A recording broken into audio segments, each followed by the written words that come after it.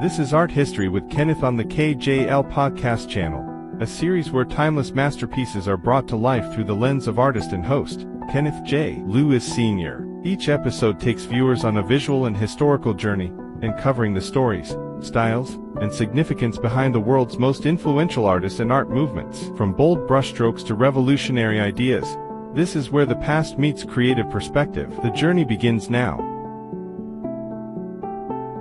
Welcome to Art History Show on the KJL podcast channel. This episode is part of the Southern Artist series within the Art History Show, where we highlight remarkable artists from the South whose work reflects the rich culture, history, and everyday life of the region. Today, we explore the story of a self-taught artist who, with no formal training and no permission from the traditional art world, created vivid and unforgettable scenes of life in the rural South. This is Southern Hues, the art of Clementine Hunter, an artist whose work captures the spirit, culture, and everyday moments of Southern life, and whose influence continues to inspire generations of artists.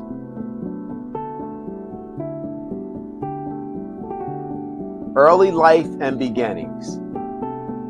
Clementine Hunter was born in late December of 1887 or early January 1887. The records vary. On Hidden Hill Plantation near Creativekl, Louisiana. She was the granddaughter of formerly enslaved people and grew up during the time when opportunities for many in the rural South were limited by the circumstances of the era. She received only a few days of formal education, never learned to read or write, and worked as a field hand from an early age. She later took on domestic labor and cook duties at Melrose Plantation, a place that would become the incubator for her artistic voice. It was here, amid laundry tubs and cooking pots, that Clementine found her first canvas in discarded materials. Old clothes, scraps of wood, leftover paint.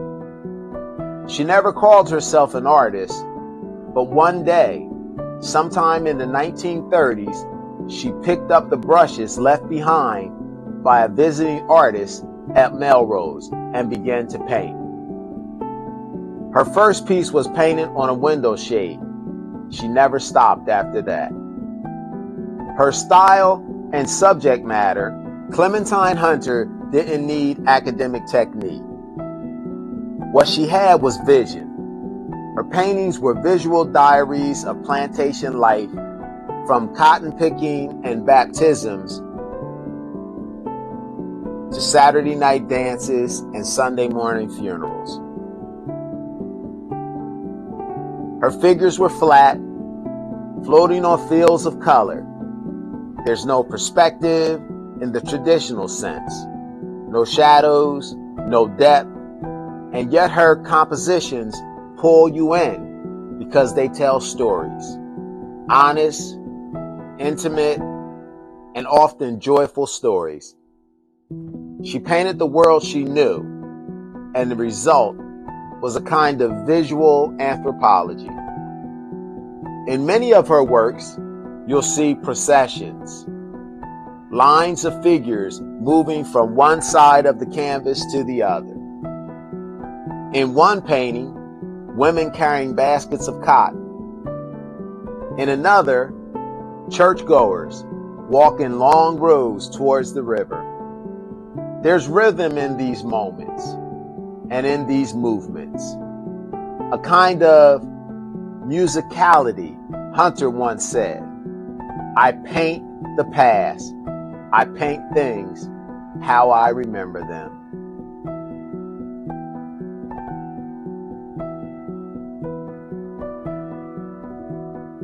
Melrose and her artistic environment. Melrose Plantation where Hunter lived and worked for much of her life, became a haven for writers, artists, and thinkers in the early 20th century. The plantation's owner, Cammie Henry, encouraged creativity and invited artists to stay and work there. Though Hunter was not formally included in these artistic circles, she quietly observed.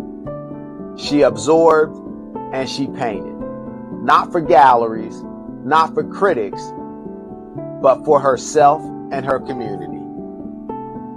By the 1940s, her work began to catch the attention of some of those visiting artists, and eventually of patrons and collectors.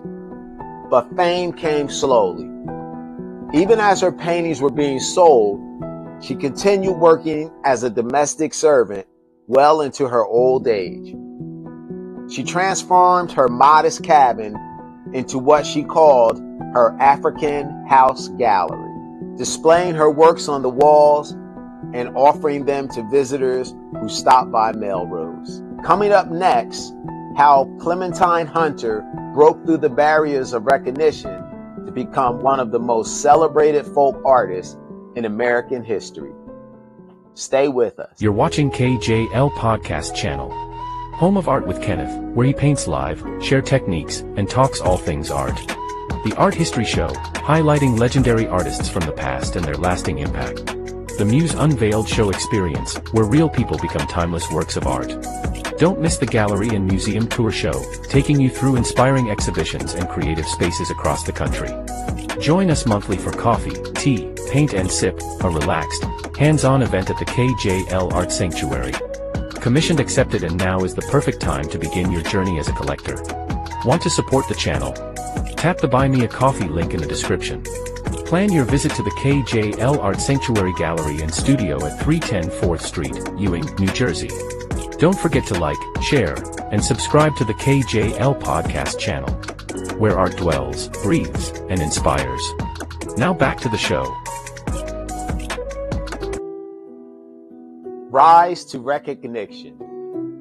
In the 1950s and 60s, art critics and collectors began to take a serious interest in Hunter's work. She was sometimes compared to Grandma Moses, a nod to her self-taught style, though Hunter's work reflected a distinct cultural and regional identity.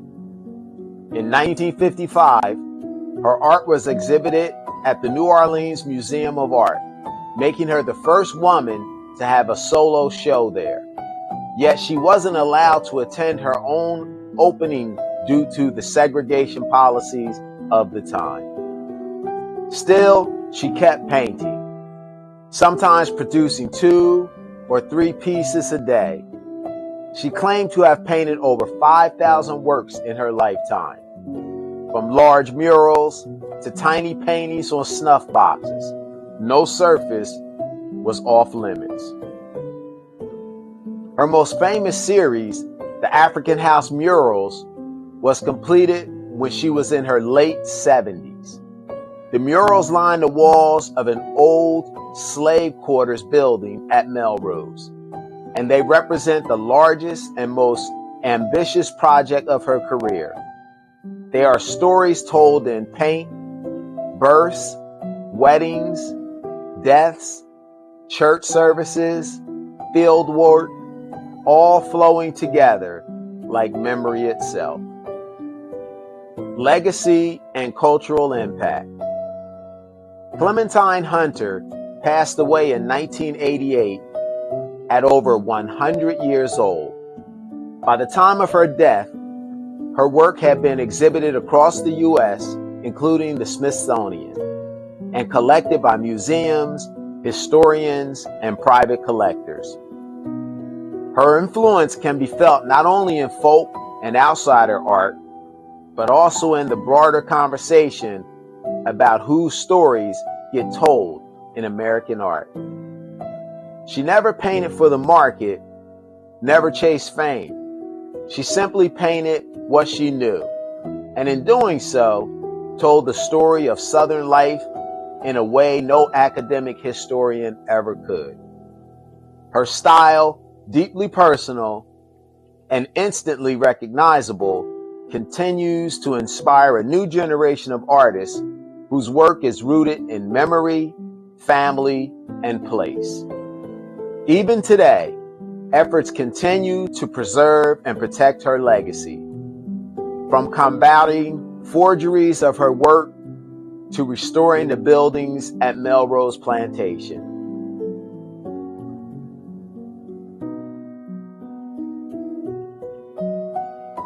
Clementine Hunter reminds us that truth doesn't need permission to exist.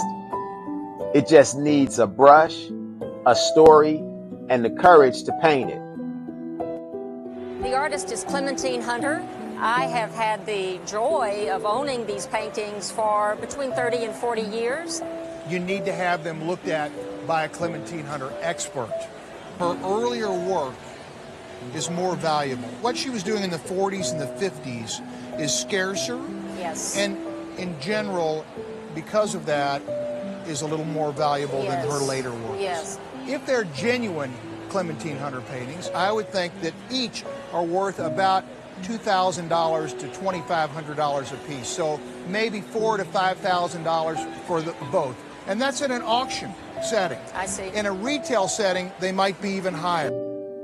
Thank you for joining us for this episode of the Southern Artist Series within the Art History Show here on the KJL Podcast channel. And remember, stay visionary, stay open, and always dig deeper.